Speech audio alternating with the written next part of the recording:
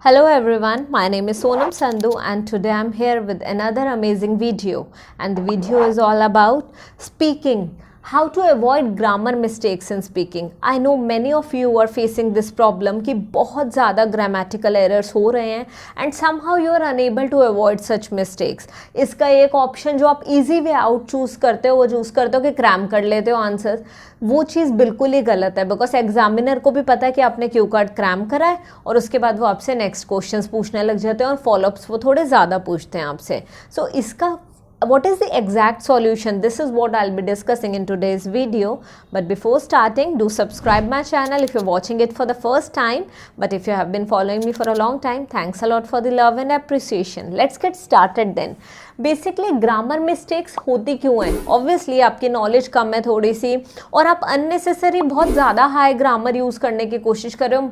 Don't go for advanced grammar sessions. आप try करो कि बेसिक ग्रामर पे फोकस करो और स्टेप बाय स्टेप हम उसी चीज़ पे आगे परस्यू करेंगे. जैसे कि the first thing that you need to do is speak at a slow pace. कि आपको स्लो पेस पे बात करनी है, आप बिल्कुल भी फास्ट मत बात करो. देखो obviously I am not the right person to say this to you because मैं भी बहुत फास्ट बोलती हूँ, but I can now and अब मैं बोल सकती हूँ, मुझे प्रॉब्लम नहीं आती.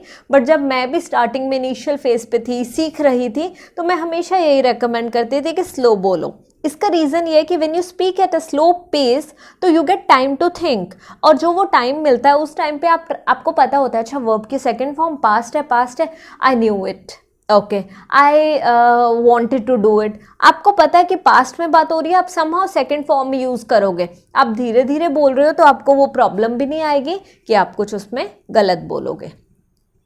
अनदर थिंग जो यहाँ पे बहुत ही इंपॉर्टेंट टिप है जो कि मैं आपको बताना चाहती हूँ, that is related to usages of 5 tenses.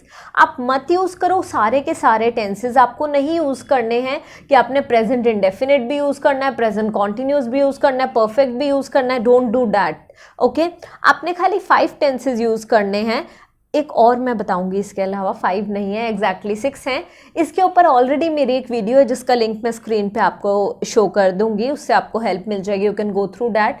सो वही 5 टेंसेज यूज़ करो और अपने हर एक क्यू कार्ड का आंसर दो. हर एक स्पीकिंग में जो भी टॉपिक आ जाए, क्वेश्चन आ जाए, आंसर दो. Analyse the tense first. Tense analyse कर लिया, आपको पता है पास्ट में आंसर करना है, तो बस आपने कौन कौन से टेंसेज यूज़ करने हैं? Past indefinite, past perfect, past continuous, present indefinite and present continuous, future simple. ये आपके 6 टेंसेज हैं जो मैं बता रही हूँ कि आपने यूज़ करना है. मैंने बोला था 5 वीडियो में है और एक है जो एडेड है यहाँ पे, डैट इज़ पास्ट परफेक्ट. उसका रीज़न ये है कि बहुत सारी चीज़ें हैं कि जो कि हमें बतानी होती है, बहुत पहले हमने वो चीज़ करी है, तो वहाँ पे हमें पास्ट परफेक्ट ही यूज़ करना पड़ेगा. इसीलिए मैंने वो एक टेंस यहाँ पे ऐड करा है. आई बिलीव इससे आपको पता है कि देखो टेंसेज हम लिमिटेड यूज़ कर रहे हैं.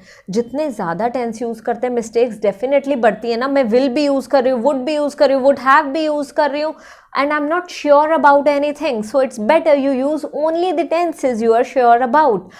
Basic tenses use करो, उसी के भी थ्रू आप easily 7 band लेके आ सकते हो. 7 band is not something which is very hard to get. You can get 7 band with the basic tenses also, but आप फ्लुएंसी पे बाकी की चीज़ों पे वर्क करोगे. ठीक है, अब बात हो गई यहाँ पे स्लो पेस पे बात करने की और मैंने टेंसेज आपको समझा दिया है. बट इससे आपको हेल्प क्या क्या मिल रही है?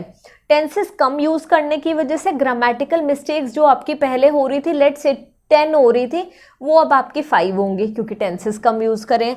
स्लो बोल रहे हो आप, तो स्लो बोलने की वजह से आपको टाइम मिल रहा है सोचने का, उससे भी आपको हेल्प मिल रही है and you will not commit such mistakes.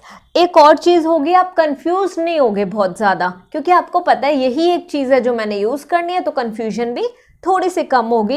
And it's my promise कि अगर आप ये चीज़ें यूज़ करते हो तो आपकी स्पीकिंग में जो बेसिकली ग्रामर मिस्टेक्स इतनी ज़्यादा हो रही हैं वो नहीं होंगी. क्योंकि आप कभी भी नोटिस करो, I have seen many students 7 band in writing, 7.5 in writing, 6.5 in writing, but speaking में 5.5 या 6.5. GT स्टूडेंट 6.5 पे they have got stuck in when it comes to speaking, and academic students 5.5. Reason कुछ भी नहीं है, एक simple सा reason है यहाँ पे, और वो रीज़न ये है कि लिखते वक्त उन्हें टाइम मिल रहा है सोचने के लिए, बट जब वो स्पीक कर रहे हैं, whenever they are speaking they do not get time to think, so it's better you take time to think, you speak at a slow pace. अब मैं एक एग्जांपल आपको बताऊंगी. एक क्वेश्चन लेट से हम ले लेते हैं, डू यू वर्क और स्टडी. एक क्वेश्चन आपसे किसी एग्जामिनर ने पूछा, डू यू वर्क और स्टडी. अब मुझे पता है कि उन्होंने पूछा डू यू वर्क और स्टडी. ये क्वेश्चन जो है प्रेजेंट टेंस में उन्होंने पूछा है, आप काम करते हो कि स्टडीज करते हो. तो आप ये बोलोगे कि well I am currently working as an IELTS trainer and I am teaching for. अब आप ये बता रहे हो कि I am currently working as an IELTS trainer. आपको पता है पास्ट में ही, प्रेजेंट में ही सब कुछ जा रहा है. आपने आगे बता दिया आई एम टीचिंग फॉर, कितने टाइम से आप पढ़ा रहे हो वो आप बता सकते हो. अब यहाँ पे मैंने बोला है कि लिमिटेड टेंसेज यूज़ करने हैं, इसीलिए हम प्रेजेंट कॉन्टिन्यूस करते हैं. अदरवाइज मैं यहाँ पे यूज़ करती present perfect continuous. I have been teaching for last 9 years and I enjoy my profession. I am totally passionate about teaching English. This is the reason I have been teaching for a long time. आपने explain कर दिया अपना answer और आपने सब कुछ answer present में ही दिया है. जहाँ पे मैंने हैव बीन बोला है वहाँ पे आप एम भी यूज़ कर सकते हो, थोड़ा सा उसे मॉडिफाई करके. So this is the way हमें आंसर बोलना है. अब इसी को स्लो बोलेंगे, मैंने बहुत ज़्यादा फास्ट नहीं बोला है. If I wanted to speak at a fast pace तो मैं इस तरीके से ही बात करती हूँ. Well I am working as an IELTS trainer and I enjoy my profession. I have been teaching for 9.5 years and this is the best part about my life, my career.